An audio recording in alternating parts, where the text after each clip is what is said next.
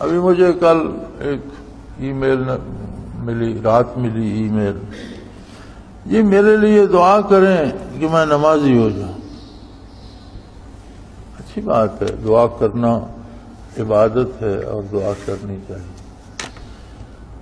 تو میں نے اسے لکھا کہ مجھے یہ بات سمجھاؤ کہ اللہ نے تو آپ کو حکم دیا ہے کہ نماز پڑھو، اب آپ اس کے حکم کے مطابق تو پڑھتے نہیں، تو میں دعا کس سے کروں؟ کوئی اور ہستی بتاؤ جو اللہ سے بڑی ہے کہ میں اس سے دعا کروں تو میں نمازی بنا دے، اور اگر اللہ ہی سے دعا کرنی ہے تو وہ تو میرے منہ پہ بھی ماریں گے کہ تو کون ہوتا ہے، جب میں نے اسے کہا ایسا کرو وہ نہیں کرتا، تو کون ہوتا ہے؟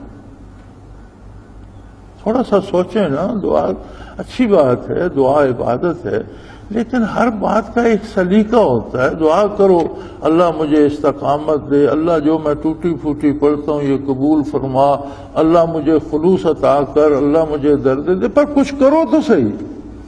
اب ایک بندہ نماز ادا ہی نہیں کرتا، کہتے میرے لیے دعا کرو میں نماز پڑھوں، کس سے دعا کریں؟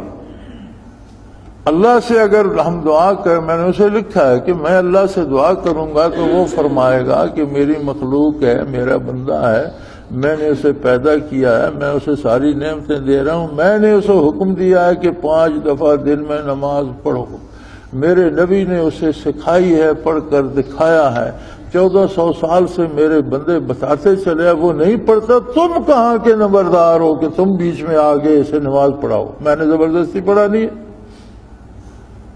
اگر اس نے زبردستی پڑھانی ہوتی تو کوئی ایک سی شرط لگا دیتا، جو نماز نہیں پڑھے گا اس کی نظر بند ہو جائے گی۔ میں دیکھتا ہوں کون نماز چھوڑتا، جو نماز نہیں پڑھے گا اس کی سانس نہیں چلے گی، تو سارے بھاگ کر نمازیں پڑھتے۔ جو نماز نہیں پڑھے گا اس کو روٹی نہیں ملے گی، جو نماز نہیں پڑھتا وہ پانی نہیں پی سکے گا، کوئی شرط لگا دیتا۔ اس کے حکم سے بندہ خاک سے انسان بنتا ہے، انسان سے مردہ بنتا ہے، قیامت کو پھر کھڑا ہو جائے گا، بیمار اس کے حکم سے ہوتا ہے، صحت اس کے حکم سے ملتی ہے، وہ جو چاہتا ہے کرتا ہے۔ اگر زبردستی پڑھانا ہوتی تو کون انکار کرتا؟ وہ جیسی چاہتا ہے شکل بناتا ہے، جیسا چاہتا ہے قدبت بناتا ہے، جیسا چاہتا ہے شعور بناتا ہے، جیسا چاہتا ہے وقت بناتا ہے۔ تو اگر اس نے زبردستی پڑھا، یہی تو انسانی عظمت ہے کہ انسان کو اللہ نے فہم و شعور بخشا کہ وہ عظمت الہی سے آشنا ہو اور پھر اللہ کا حکم مانے اور اس کی اطاعت کرے۔ اور نماز کیا ہے؟ نماز تو ایک عجیب انعام ہے اللہ کا کہ بندہ خاک نشین غریب فقیر جس کی کوئی بھی نہیں سنتا، وہ وضو کر کے اللہ اکبر کہہ کے ساری خدائی کو چھوڑ کے اپنا حال دل اللہ سے کہنا شروع کر دے، وہ اس کی سنتا ہے، وہ اسے منع نہیں، وہ بلاتا ہے کہ آؤ آؤ میرے پاس آؤ، اپنا دکھ درد بیان کرو، اپنی ضرورتیں بیان کرو، مجھ سے باتیں کرو۔ کتنی بڑی عظمت ہے اس میں۔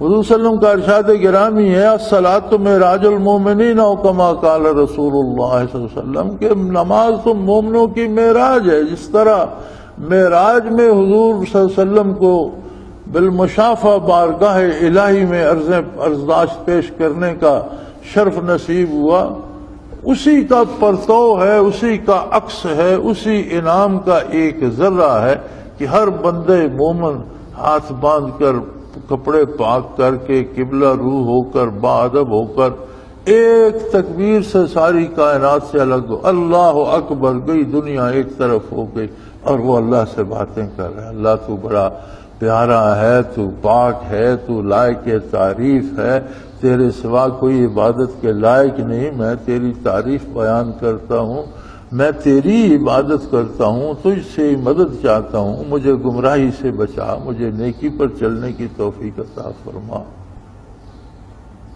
اب اس کام کے لیے بھی اگر دعا کی ضرورت ہے تو پھر اور کون؟ کیا کھانے کے لیے کبھی آپ نے کہا دعا کرو میں کھانا کھا لوں؟ سونے کے لیے کسی پیر فقیر کو لکھا کہ دعا کرو میں سو جاؤں؟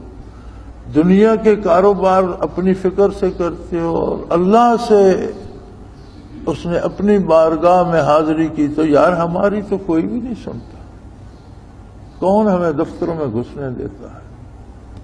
کون ہماری بات پہ کان دھرتا ہے؟ اور وہ کائنات کا خالق و مالک، ازلی و ابدی، ہمیشہ کا بادشاہ، ہر چیز کا مالک، وہ میری تیری بھی سنتا ہے، غریب فقیر کی بھی سنتا ہے، جتنا کوئی خستہ حال ہو اس کی زیادہ سنتا ہے۔ کمال ہے، کتنا کرم ہے اس کا۔